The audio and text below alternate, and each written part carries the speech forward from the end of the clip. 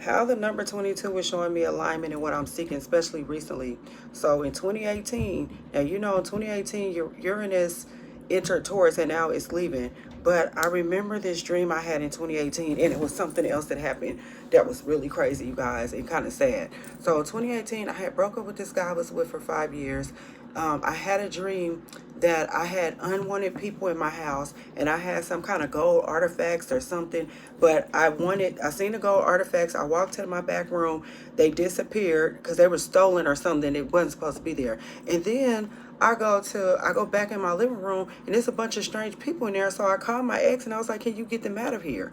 And he came, he got them out. I remember he waved at me by, he made everyone leave. He was walking out and I was shutting my door, and I was like, let me go back to my table, because in real life I was afraid he had a key, because he treated me really good, but he was very like, he was an OG, you know what I'm saying? He was very stern, and I just thought he had a key to my place.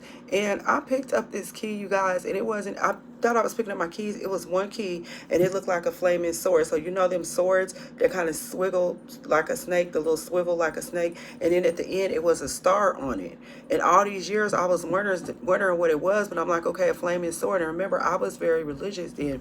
But let me tell you what happened in June. So I had this dream in March, and in June, I was praying and I was listening to this woman, and it was talking about making Pharaoh drown. And I was like, I just wanted him to leave me alone, because he was following me on pages. I thought he was stalking me, and he just really loved me, And come to find out, you guys, he had a heart attack that same day.